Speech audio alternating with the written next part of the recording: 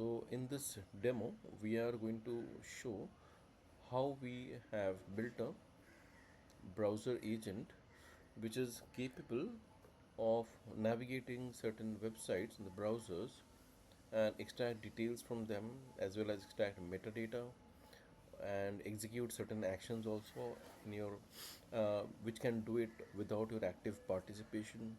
It can execute cron jobs, so it can actually at certain intervals it can go to certain websites and extract details without your any action from your side and store the data on your system and such actions. So without much ado, let's start with the demo.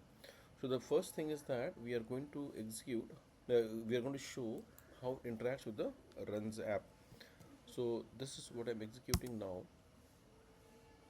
So in this case, it'll actually go to browser and extract data from three websites which I have mentioned. One is the Wikipedia, it has opened Wikipedia automatically. It will close it on its own. I will not open close it. It will also go to Yahoo Finance and extract certain details from here, which I'll show you later. And the third thing is that it also goes to worldometers. So the whole purpose is that it shows you that the different type of websites it can go and different types of data which it can extract. And you would have seen the worldometer, the type of data which is extracted is quite dynamic. So it has done its job now. So let's see what it is extracted from different websites here. So let's go to the yeah. So let me go here. So it actually went to this website and it shows that it has extracted certain details from here. See time is 9:22 here. So you can see it has gone to the Wikipedia site, extracted the metadata from there. It says the how many headings were there, how many links counts were there on that website. It also went to Yahoo Finance as I said, and it extracted certain details like S&P 500 index, the Nasdaq index. It also extracted from there. Unfortunately, the data is not changing now because the market is closed. It also shows what time it is extracted.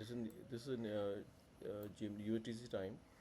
The third site it went is the Worldometer site, and it extracted certain data from here, which is shows that it extracted the world population, the healthcare expenditure, and the cars. I can actually validate this for you.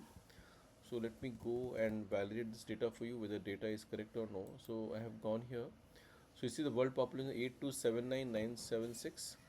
So this is 8279976. Okay, and the data is constantly changing on this website here. The healthcare expenditure I have extracted from here 4638 something. Okay, so or 7068. Okay, so 7048 the data would have changed in the interim. The cars produced 29354. The cars produced 29354. So this is also changed in the interim. So that was one wherein opens the browser exclusively for you. It shows you that it is opening the browser and extracting the data. Now, what if you want to do it on a continuous basis without your active participation?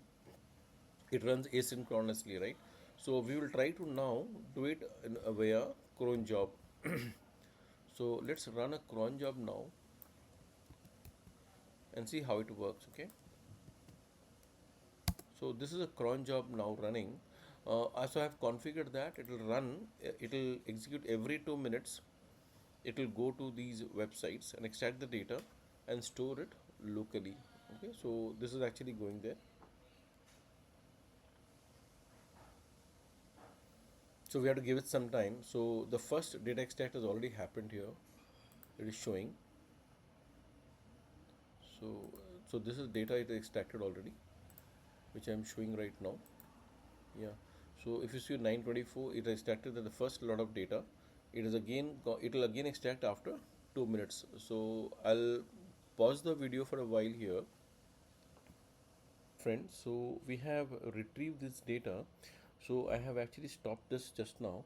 So if you look at it, like it retrieved the first time at around 924, and where the cron job it actually executed at 926 exactly after 2 minutes. Then again after 2 minutes 928 and 931. I've just interrupted this here because this will keep going on for two more iterations, but I stopped it. I just wanted to explain this process.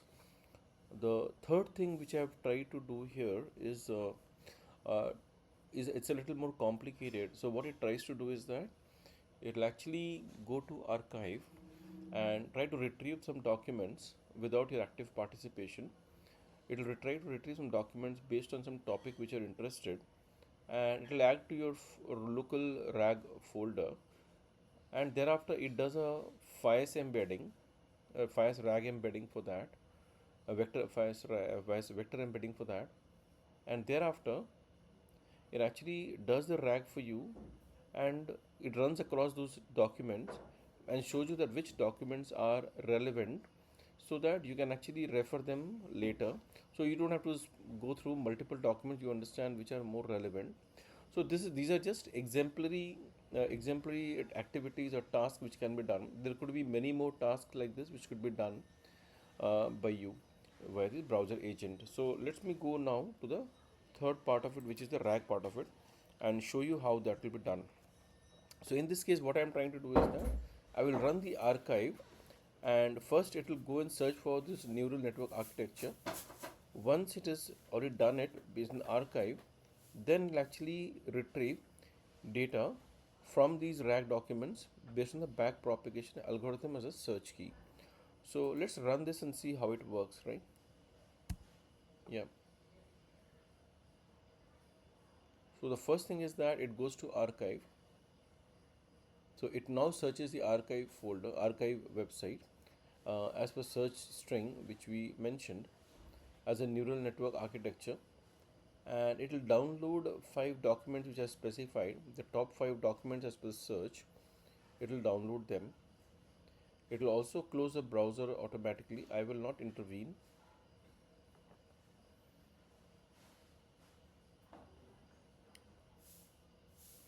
So it has closed the browser, and now it will do the RAG part of it, which is the FIS vector embedding, and then it will also show me the relevance of these documents for the search string, which is the back algorithm which I had mentioned. Okay, so it said demo is complete, papers found 5, papers downloaded 5, papers indexed 5, RAG results are 3.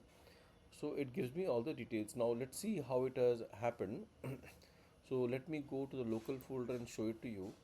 The first thing is that in the RAG, all the documents are stored here in the RAG. So it has retrieved 5 documents from here, from the archive website, and it also shows me that what are results, right? So these are results they show me. This is the metadata which had gone from there, which has got from there. Now, based on this, like when you run the back propagation algorithm, it will actually do a RAG also, which it's doing currently.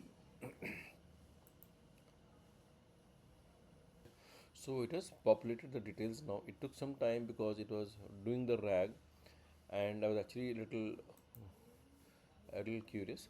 So if you look at it, right, it actually retrieves this document which I showed you earlier. It run the RAG search query is this.